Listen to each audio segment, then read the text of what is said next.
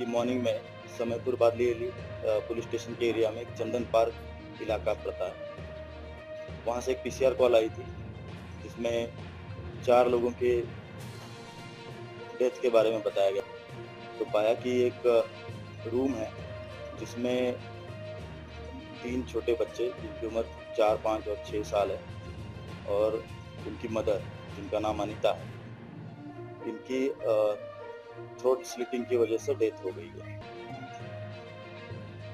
मामले की गंभीरता को देखते हुए हमारे special CP zone 1 Shri Ravindra Yadav sir और joint CP northern range Shri Vijay Singh sir, इनके नेतृत्व में आउटर नॉर्थ डिस्ट्रिक्ट में विभिन्न टीमों का गठन किया गया और जिसमें समयपुर बादली पुलिस स्टेशन के SHO Shailendra, ATS inspector Shri Pramod, anti narcotics inspector Shri Gaurav और special staff inspector Shri Anand Jha, ACP Badli Ravinandan इनके नेतृत्व में काम कर रहे थे। और जैसा कि उस दिन भी हमने बताया था, इस जो ये क्राइम जहाँ पे हुआ था और जो बच्चे की डेथ हो गई थी, उनका फादर जो है मुंचुन केवत नाम का व्यक्ति, वो मौके से गायब था।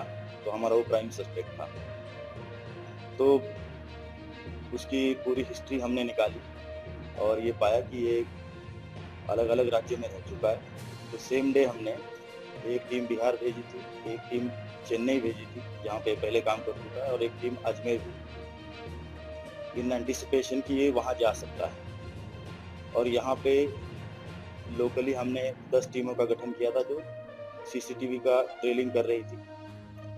और जैसे कि हमने सीसीटीवी की ट्रेलिंग की तो ये पता चला कि ये जो मुंचुन केवत है, ये नई दिल्ली से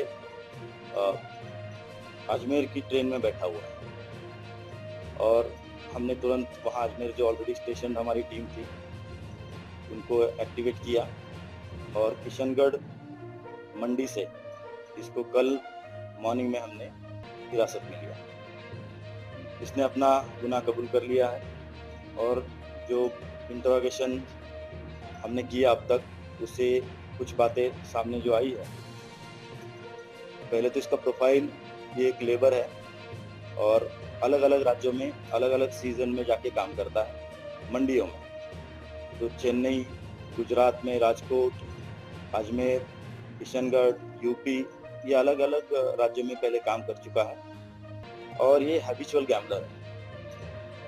हर तरह का सट्टा इसको खेलने की लत है, ऑनलाइन बेटिंग भी ये करता है और जैसा इसका सोशल मीडिया प्रोफाइल कहता है, ये क्रिमिनल बेंट ऑफ माइंड वाला व्यक्ति है। काफ़ी वेपन के साथ पोज करते हुए उसने रील डाले हुए। और जब इस पर्टिकुलर इंसिडेंट के बारे में इससे तफ्तीश की गई तो ये पता चला कि ये इसी सट्टा खेलने की आदत से, गैम्बलिंग की आदत से कर्जे में डूब गया है। इसका गांव पटना बिहार है और वहाँ के कुछ लोगों से इसने पैसा लिया हुआ है ब्याज पे। पिछले 3-4 सालों से पैसा ले रहा है और वो चुकाने की सिचुएशन में नहीं था और वो लोग इसको कॉल करके पैसे की मांग कर रहे हैं। जो प्रेजेंट इंसिडेंट है उसकी शुरुआत 23 तारीख को होती है जब एक मिथिलेश यादव नाम का व्यक्ति इसको कॉल करता है पैसे के लिए and they had heated argument on phone.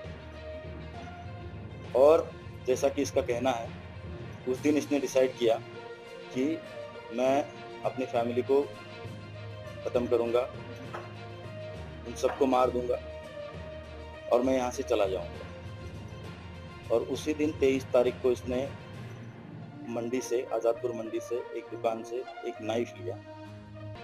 वो 23 तारीख को घर आता है और उस दिन वो उस मर्डर को एक्सिक्यूट नहीं करता है।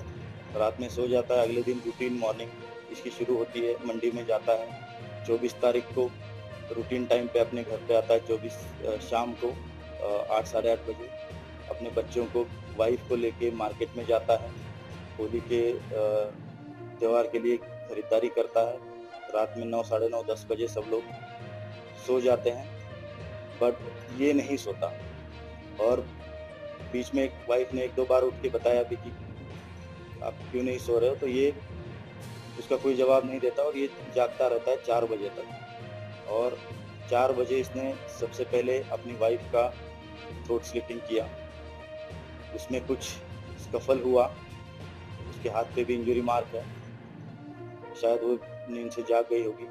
और उसके स्कफल से जो बाजू में एक बच्चा सोया हुआ था वो भी उठ गया, जो बेटी थी सबसे बड़ी वाली। तो तुरंत उसने उस बच्चे का भी गला जो है स्लिट कर दिया, और बाकी जो 2 बच्चे थे उनको भी उसने सेम तरीके से, बहुत ग्रूसम तरीके से उन बच्चों को भी उसने मार दिया। और फिर बड़े कोल्ड ब्लडेड तरीके से वो वहाँ से अपने कपड़े पहनता है और बाहर आता है, ई रिक्शा लेता है चंदन पार्क एरिया से और लिबासपुर अंडरपास तक आता है।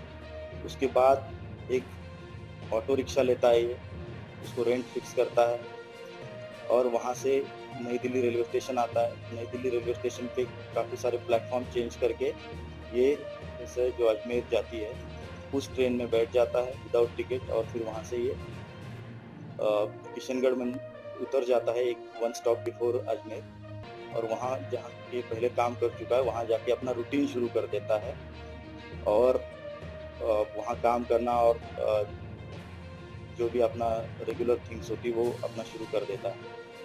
तो इस तरह का ये बहुत बोल्ड तरीके से किया हुआ ये मर्डर वेल प्लान तरीके से इसने ये किया था। हमने इसको हिरासत में ले लिया है। जो वेपन ऑफ ऑफेंस है उसकी हम तलाश कर रहे हैं। जिससे लिया था उस व्यक्ति ने भी बता दिया है कि 23 तारीख को ये मुझसे लेके गया था। तो अभी हमने इसको पुलिस कस्टडी में लिया है, फर्दर इंट्रोगेशन और इन्वेस्टिगेशन चल रहा है।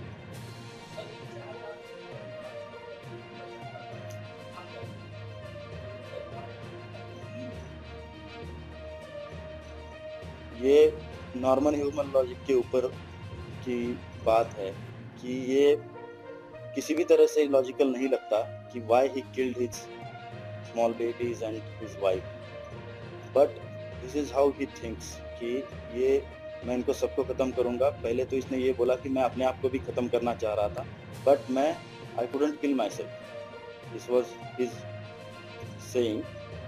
और बट इवन दो अगर ये अपने आप को मार भी नहीं सका, फिर भी ये बहुत प्रोफेशनल वे से वहाँ से निकल गया।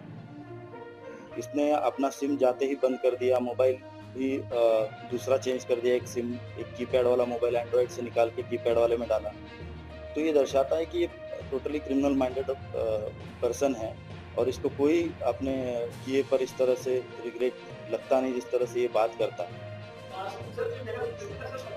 इसका ये इनिशियल वर्जन था कि मैं सबको ख़त्म करूंगा फिर मैं भी मरूंगा। ये एक 2025 में एक स्टोलन मोबाइल रिसीव करने केस में बंद हुआ है पुलिस स्टेशन आदर्श नगर।